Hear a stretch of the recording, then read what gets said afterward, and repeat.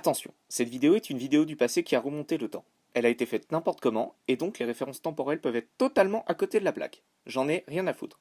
Par contre, je n'ai toujours pas de micro correct, et pour cela je présente mes plus sincères excuses aux oreilles des auditeurs de cette vidéo. Cordialement, l'abruti qui a monté la vidéo.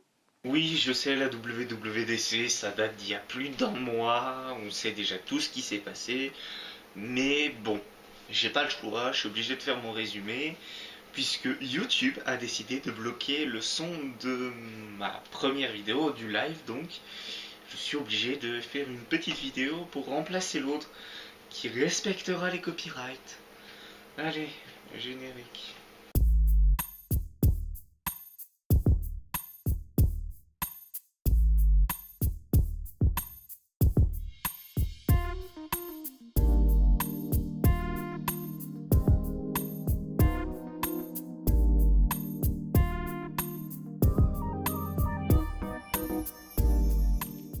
Alors comme je vous l'ai dit, YouTube a décidé de bloquer le son de ma vidéo, malheureusement, puisque j'enfreignais un copyright avec une musique quelconque. Bon, je me souvenais même pas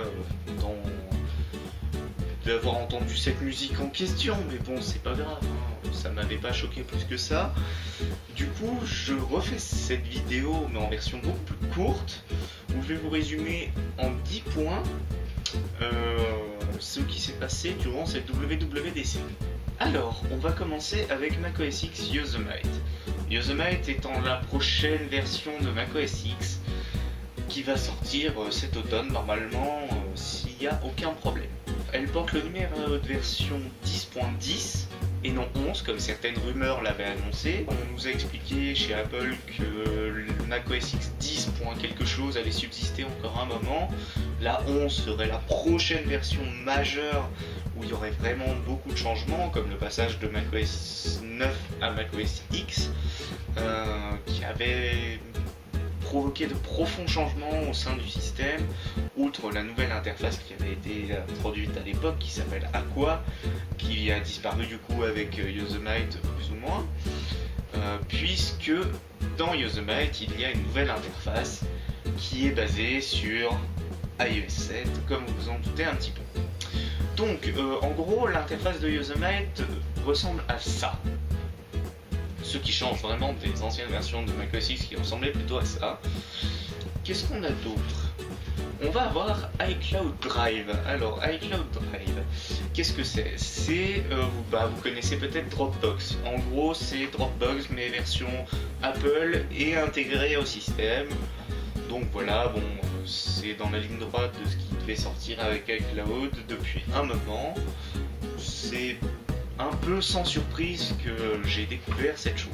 Alors voilà un truc très intéressant, c'est les fonctionnalités d'iPhone sur le Mac. Alors qu'est-ce que c'est qu'un petit peu ce truc? Bah désormais sur votre Mac vous pouvez appeler, recevoir des appels, envoyer des SMS, pas des iMessage, envoyer et recevoir des SMS directement sur votre Mac. Parce que c'est désormais intégré au sein du système. Si vous avez un iPhone connecté sur le même réseau Wi-Fi, si je me souviens bien, vous pouvez utiliser cette fonctionnalité. Vous recevez les appels sous cette forme d'une notification. Pareil pour les SMS normaux, en fait ça passe au travers de votre iPhone qui sert de relais, qui peut très bien être dans votre poche ou aussi bien dans votre chambre en train de charger parce que vous l'avez mis à charger dans votre chambre, comme c'est le cas souvent avec moi. Je trouve cette fonctionnalité très intéressante, mais malheureusement, comme vous vous en doutez, il va falloir la prochaine version d'iOS, iOS 8, et je vous détaillerai ça après. Alors, ce qui a changé aussi, c'est Spotlight. Spotlight, vous vous demandez peut-être ce que c'est. C'est la petite fonction de recherche qu'il y a dans macOS X. Désormais, Spotlight sera différent, ça sera plus la petite barre qu'on voyait quand on appuyait sur la petite loupe en haut à droite. Ça sera une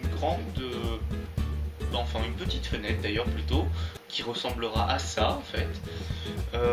Et il y aura des nouvelles fonctionnalités, comme la possibilité d'aller rechercher sur internet ou Wikipédia, ou même au sein des documents, chercher par exemple un mot au sein d'un document, ce qui est très utile. C'est donc une des nouveautés majeures de ce Spotlight. qui commençait à faire défaut, puisque le Spotlight disponible sur iPhone était déjà capable d'aller faire des recherches sur internet, sur Wikipédia et tout. Donc ça me semble logique que la fonction soit désormais intégrée sur Mac. Et enfin, dernière nouveauté que je vais vous citer pour macOS X Yosemite, c'est l'apparition d'une partie aujourd'hui au sein du centre de notification. Alors là, aujourd'hui, c'est pas le jour d'aujourd'hui, c'est cette fonctionnalité qui s'appelle comme ça, qui affiche par exemple les rendez-vous que vous avez, la météo, des résultats sportifs, plein de choses dans ce genre-là. Ce qu'on peut déjà retrouver d'ailleurs dans iOS 7, dans le nouveau centre de notification qui avait été disponible avec. Alors, maintenant on va désormais passer à iOS 8. Dans iOS 8, qu'est-ce qu'il y a de neuf? On a santé, ou health aussi plutôt en anglais. Alors désormais, pour tout ce qui est application de santé, il y a une API qui sera proposée par Apple, une API étant une sorte de jeu de construction pour les développeurs, pour leur simplifier la tâche normalement.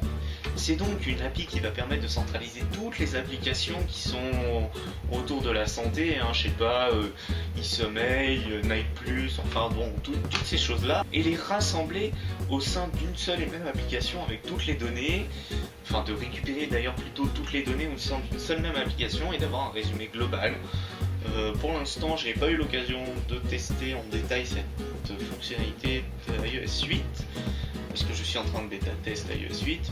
Ensuite, on a QuickType, qui est un système de prédiction des mots qu'on peut déjà rencontrer dans certains smartphones Android, mais aussi l'ouverture à des claviers tiers, donc de développeurs extérieurs à Apple, sans autorisation spéciale.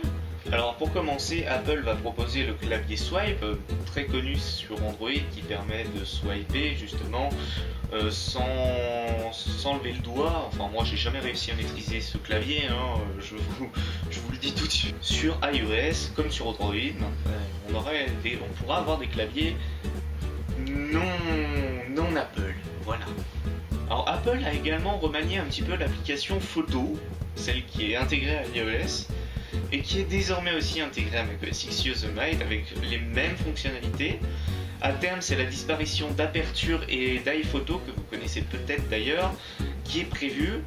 Les fonctionnalités d'iPhoto étant désormais regroupées au sein de l'application photo, que vous connaissez tous.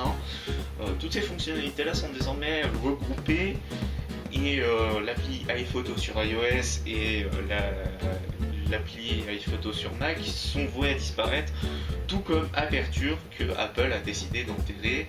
Alors on a le partage familial. Apple a donc introduit une nouvelle fonctionnalité qu'on va appeler le partage familial pour l'instant, puisque je me souviens plus de la traduction exacte qu'ils ont donnée en français. Le partage familial, c'est jusqu'à 5 personnes dans une seule famille. On peut connecter 5 appareils dans le même groupe familial. Ça permet de partager des achats, des applications, des musiques, enfin tout ça, ça permet de le partager au sein d'une même famille. Comme ça on paye une application et tout le monde peut en profiter. Donc cette fonctionnalité va requérir iOS 8, donc exit iPhone 4. Pour tous les propriétaires d'iPhone 4, je vous signale que l'iPhone 4 est abandonné. Ça, voilà. Donc 5 personnes pourront bénéficier dans une famille, ce qui est plutôt sympa. On pourra partager les achats, genre j'achète une musique et tout le monde en pourra en profiter. C'est également la même chose pour les applications. Moi je dis enfin. Ensuite, dans iOS 8, la messagerie a été globalement améliorée. Outre la fonctionnalité d'intégration qui est complète désormais avec le Mac, on peut désormais éjecter quelqu'un d'un groupe de conversation, on peut couper un morceau, enfin bon, il y a une toute nouvelle gestion des groupes de conversation qui est plutôt sympathique pour ceux qui ont l'habitude d'avoir des groupes de conversation assez importants. Ça va faire un petit peu comme sur Skype, voilà, donc c'est pas mal, ça va enfin permettre à certaines personnes d'avoir des choses intéressantes à ce niveau-là. Également, dans cette partie message, on va avoir l'apparition de messages vidéo et audio, un petit peu à la Snapchat pour les messages vidéo, de courts messages qu'on pourra envoyer directement, et les messages audio, pareil, on enregistre le message, une fois qu'on a relâché le bouton, le message est envoyé, le mec peut le lire. Oui, c'est une autre façon de communiquer, c'est vrai, moins discrète que les SMS en cours, ça c'est sûr. Et enfin, pour terminer, petit bonus qui vient d'apparaître, au sein de la nouvelle application Message, il a été introduite une fonction très connue de ceux qui utilisent depuis longtemps le jailbreak, comme moi, la réponse rapide au sein des applications.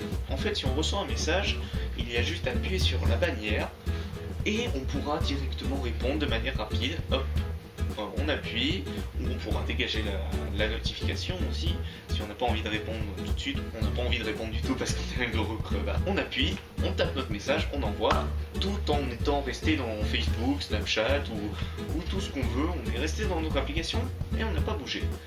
Ceci est donc la réponse rapide. On l'attendait depuis tellement longtemps qu'on croyait qu'on n'allait jamais l'avoir. Et voilà, c'est donc terminé pour cette petite vidéo sur la WWDC 2014. Désolé, je l'ai pas fait avant, j'avais pas envie de la faire, j'ai toujours pas envie de la faire, mais je suis en train de la faire quand même. On va sûrement se retrouver pour une autre vidéo, un jour peut-être, je sais pas, quand j'aurai envie, je trouverai un sujet intéressant. Sur ce, je vous dis à la prochaine et pensez à vous abonner à ma chaîne, ça me ferait plaisir. Salut!